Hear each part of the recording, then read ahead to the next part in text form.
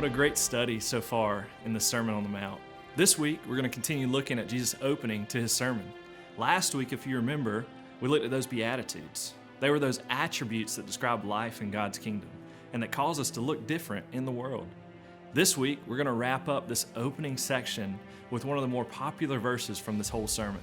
These verses that call God's people to be the salt and the light of the world. And if you recall, Jesus here, he's not speaking to a group of theologians or scholars. He's speaking to a crowd of people that make up all walks of life. These folks are farmers, they're shepherds, they're fishermen, they're builders, they're carpenters, they're mothers, they're fathers, and there's even servants. The way he's speaking to them is unlike anyone before. He is helping them better understand who God is and who they are. And so for the first century Jews that Jesus is speaking to here, they immediately recognize the importance of these two things, salt and light, and how they are essential parts of all of life in this time.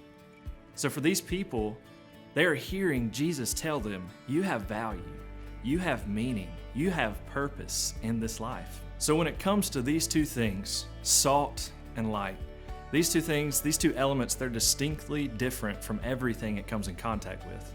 And in the same way, Jesus is calling his people to be different than the world around them.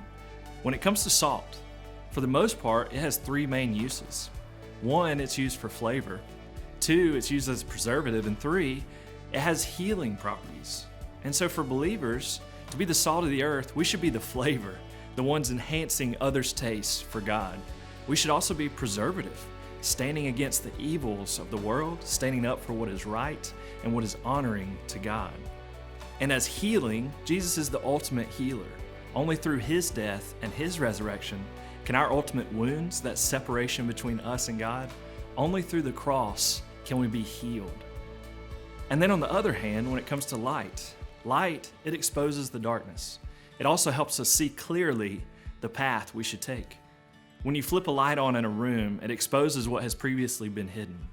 When you shine the light of the gospel on our lives, our sin, our disobedience, our trust issues, our addictions, our pains, they're all exposed. But the thing about the light Jesus calls us to be, it's not simply to expose the darkness and move on. It's also meant to help lead others on the path of restoration. Whether we are a city on a hill that people see and come to for healing and for help, or if we do expose darkness, we shine our light on the path that goes toward God. One of the most amazing things to me about light is what it happens when you shine it through a prism. And now we all use those in middle school, but a prism is a glass object that is formed in just a way that when light comes through one side, it bends, it moves, it spreads out on the other side to display this full and beautiful array of colors that we typically call a rainbow. A prism, it exposes parts of the light we don't normally see with the naked eye, and it shows this deep beauty of the world around us. And here's the thing though, we must be that prism. In this passage, we must recognize that the light we shine is the light, the gospel, the truth that Jesus has given us through his word and through his spirit. Now as believers, we're simply just reflecting that light that has already shined on us. Because of Jesus, we can show others mercy. Because of Jesus, we can show others compassion. Because of Jesus, we are peacemakers. Because of Jesus, we love our neighbor as ourselves. Because of Jesus, we show others how much God has loved his children. But remember though, the prism, it does not produce its own light.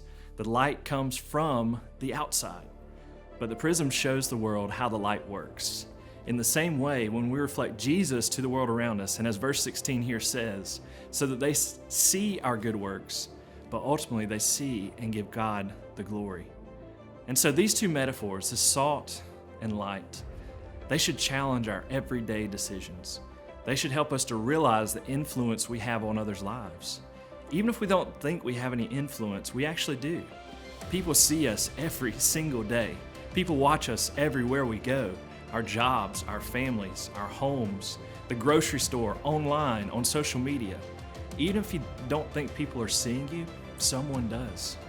And so every facet of our lives, whether in person, online, offline, wherever we are, should reflect the one that saves. And so what are you showing people? What are you sharing with them? From the music we listen to the podcasts we consume, from the people we follow online to the posts we share on Facebook. What do people see when they see your life?